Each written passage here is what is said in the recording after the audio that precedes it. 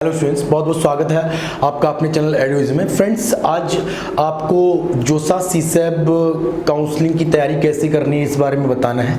पूरा वीडियो बिना स्किप किए देखिएगा, आपके लिए बहुत महत्वपूर्ण है। कट ऑफ के वीडियो आपको चैनल पे मिल चुके हैं और जो बच्चे हैं वो मिलते रहेंगे, बट सबसे इम्पोर्टेंट वीडियो यही रहने वाला है जो आज आप पूरा देखेंगे। इससे आपको कोई प्रॉब्लम नहीं होगी, पूरी काउंसलिंग आपकी स्मूथ चलेगी। ये वीडियो आपका डॉक्यूमेंट टोटल प्रोसेस क्या है, कौन सा डॉक्यूमेंट बनवाना है, किस फॉर्मेट को यूज़ करना है और जो जोसा और सीसैब में पेमेंट कैसे करना है उसके बारे में बताएंगे। तो आप पूरे वीडियो को देख सकते हैं।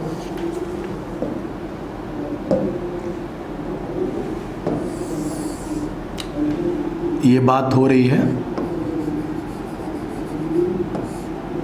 जोसा और सीसैब की। आप जो लोग नहीं जानते, मैं शुरू से बता दे रहा हूँ।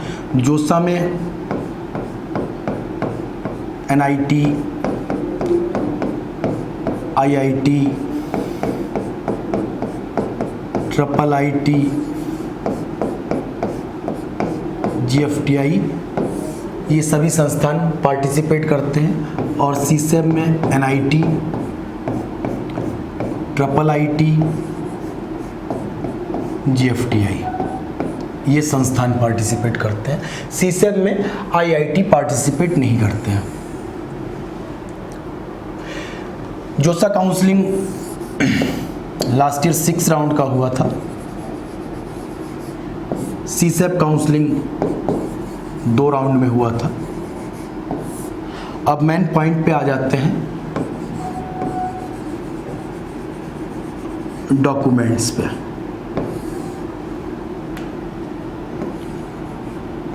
जनरल कैटेगरी की पहले मैं बात कर रहा हूं।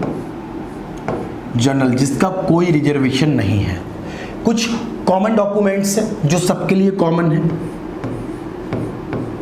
10th का आपका मार्कशीट है, सर्टिफिकेट है। 12th का मार्कशीट, सर्टिफिकेट है। TC है। कैरेक्टर सर्टिफिकेट है जो कि आपका स्कूल से बनते हैं दोनों। 3rd आपका माइग्रेशन है। माइग्रेशन को स्टेट बोर्ड वाले कम जानते हैं। माइग्रेशन जो भी सेंट्रल बोर्ड्स होते हैं वहाँ पे स्कूल से ही मिल जाता है, पर जनरली जो स्टेट बोर्ड्स होते हैं वहाँ पे स्टेट बोर्ड से ही आपका बनता है। तो माइग्रेशन ज़रूर निकलवा लीजिएगा।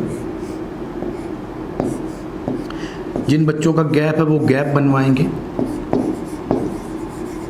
मेडिकल, जोसा के जब पोर्टल ओपन होगा उसमें फॉर्मेट को प्रिंट कराएंगे और किसी भी गवर्नमेंट हॉस्पिटल से मेडिकल आप बनवा लेंगे। गैप नोटेरी से बनवाते हैं, जिनको सरकारी वकील भी आप बोल सकते हैं कि आपका गैप है, आपने प्रतियोगी परीक्षाओं की तैयारी करी इस वजह से गैप हो गया, या आपकी आर्थिक स्थिति सही नहीं थी इस वजह से गैप हो गया। ये तो हो गया आपका basic detail. 10th, 12th, TC, character, migration, gap, medical, ये फ्रेंड्स सबके लिए कॉमन है। अब कुछ स्पेशल डॉक्यूमेंट्स जो केवल कैटेगरी के बच्चों के लिए है। कैटेगरी, किसी की कैटेगरी EWS है। अब एक EWS का फॉर्मेट है जो हर राज्य की सरकार अपना अलग अलग फॉर्मेट के पे बनाती है। दूसरा एक स्टैंडर्ड फॉर्मेट आपको मिलता है। जोसा का जब पोर्टल ओपन होगा वहाँ पे भी आपको एक फॉर्मेट मिलेगा। कोशिश करिए, माना कि जो आपने बनवाया है वो भी सरकार ने ही बनाया है, गलत नहीं है, पर अगर आपको किसी भी असुविधा से बचना है तो इनका फॉर्मेट ही यूज़ करिए। जो फॉर्मेट आपको जोसा के पोर्टल पे मिले कोशिश करिए उसी फॉर्मेट को यूज़ करिए। OBC, यहाँ पे गलती होने के चांस थोड़े से ज़्यादा हो जाते हैं। OBC कैटेगरी में आप सेंट्रल का सर्टिफिकेट ही अपलोड करेंगे, स्टेट का सर्टिफिकेट अपलोड नहीं करेंगे। स्टेट का सर्टिफिकेट अपलोड करने से आपका एडमिशन रिजेक्ट हो जाएगा। इसके बाद SC और ST की बात कर लेते हैं। SC और ST में मैं एक छोटा सा सैंपल साइज बता रहा हूँ क्योंकि मेरे पास बहुत ज़्यादा एक दिन में 40-50 बच्चे कॉल करते हैं। उसमें से अगर ऐसी कैटेगरी में किसी से पूछता हूँ कि बेटा क्या आपने सेंट्रल का सर्टिफिकेट बनवाया है, तो ज़्यादातर बच्चों को पता ही नहीं होता, वो सभी स्टेट का बना के बैठे हैं। सेंट्रल का भी बनवाना पड़ेगा आपको। माना कि स्टेट का सभी एनआईटी ऐसा नहीं है रिजेक्ट कर ही दें, बट पूरी सिक्योरिटी के लिए आप वहीं पे फॉर्मेट पड़ा हुआ है, तो एससी और एसटी के बच्चे जो केवल स्टेट का बना के बैठे हैं वो सेंट्रल का जरूर बनवा लें। इसके बाद बात आ जाती है पीडब्ल्यूडी की।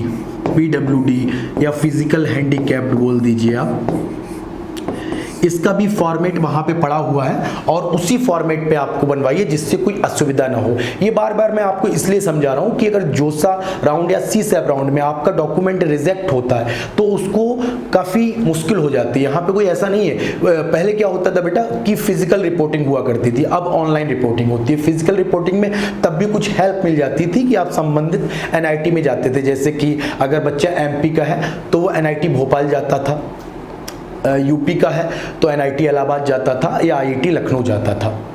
होता क्या है कि वहाँ पे आपको तब भी कुछ हेल्प मिल जाती, पर यहाँ पे आप केवल मेल कर सकते हैं या कॉल कर सकते हैं। और जब 1 या 2 नंबरों पे जब एक साथ 2 लाख बच्चे कॉल करते हैं तो आप समझ सकते हैं आपका नंबर कब लगेगा, और मेल का रिप्लाई नहीं आया तो आपके लिए बहुत टेंशन क्रिएट हो जाता है। इसलिए सारे फॉर्मेट उन्हीं के यूज़ करिए जो जोसा पोर्टल पे पड़े हुए हैं। इसके बाद बहुत इंपॉर्टेंट बात आपको बताने जा रहा हूँ, पेमेंट। पेमेंट कैसे करेंगे? आप सभी लोग जानते हैं कि जोसा काउंसलिंग में कोई भी रजिस्ट्रेशन फ़ी नहीं होती है, कोई भी रजिस्ट्रेशन फ़ी नहीं ली जाती है जब तक आपको कॉलेज अलॉट नहीं होता है। फॉर एग्जांपल फर्स्ट राउंड में आपको एनआईटी रायपुर अलॉट हो गया, अब वो आपसे कहेंगे कि फ़ीस सबमिट करिए। फ़ीस कुछ भी हो सकती है, 35 रख सकते हैं, 37 रख सकते हैं, 40K रख सकते हैं, एससी के लिए 20K रख सकते हैं, एससी एसटी पीडब्ल्यूडी ये फ़ीस बदल सकती है, 16,500 भी हो सकती है। एक आइडिया दे रहा हूँ, इस साल हो सकता है कोई नई फ़ीस इंट्रोड्यूस हो। तो ये फीस जमा कैसे करनी है, तो इसका आपको विशेष ध्यान रखना है। फ्रेंड्स, पिछले लगातार मैं 2009 से काउंसलिंग कर रहा हूँ। एक मोनोपोली जैसी रहती है कि हमेशा यहाँ पे बोल दिया जाता है कि आपके पास एसबीआई का एटीएम होना चाहिए या एसबीआई की नेट बैंकिंग होनी चाहिए। एसबीआई एटीएम से पेमेंट होगा या एसबीआई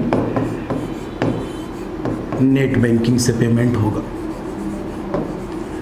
थर्ड ऑप्शन बैंक चालान का भी रहता है, पर वो काफ़ी प्रॉब्लम क्रिएट करता है। कभी कभी वो होता भी है, कभी कभी नहीं होता है, और आप काउंसलिंग को रोक नहीं सकते। जैसे जोसा काउंसलिंग 6 राउंड में हो रही है, सपोज आपको कॉलेज ही मिला सेकेंड सैटरडे को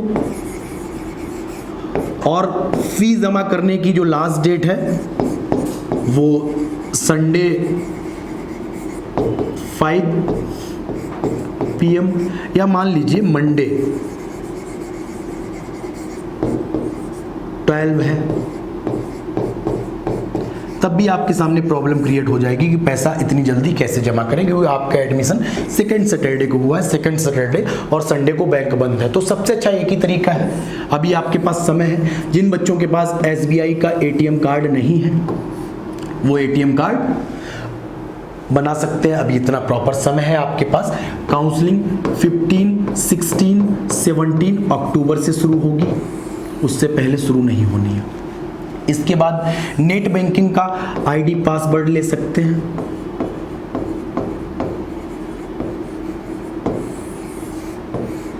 उससे प्रैक्टिस भी कर सकते हैं। जिन बच्चों ने कभी यूज नहीं किया, एक पेमेंट करके जरूर देखें।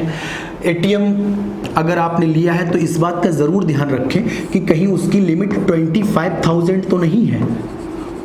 अगर उसकी लिमिट कुछ एटीएम होते हैं, जैसे रुपए का कार्ड है, वहाँ पे आपका लिमिट कभी कभी 25 होता है और आपको पेमेंट करना है 35 का, अब पेमेंट होगा ही नहीं।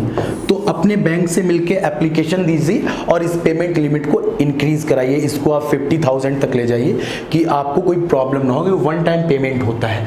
तो ये चीज़ आपको महत्वपूर्ण है काफ़ी बच्चों को शायद पता भी हो और काफ़ी लोगों को नहीं पता हो। अचानक जब कॉलेज मिलेगा तो अचानक आप परेशान हो जाएंगे। इस वीडियो का उद्देश्य यही था केवल कि आपकी काउंसलिंग बहुत आसानी से हो, और चैनल में आपको ये ऐसे ही जोसा और सीसेप काउंसलिंग से रिलेटेड सभी जानकारियों से परिपूर्ण वीडियो मिलते रहेंगे। फ्रेंड्स, चैनल पे बने रहिएगा। वीडियो अगर अच्छा लगा हो तो अपने फ्रेंड्स को ज़रूर शेयर करिएगा। कोशिश करिएगा कि जो भी मैंने बताया है उसको पूरा फॉलो करें, आपको काउंसलिंग में कोई प्रॉब्लम नहीं होगी। बहुत बहुत आप लोगों का धन्यवाद वीडियो को पूरा देखने के लिए और अपना कीमती समय देने के लिए।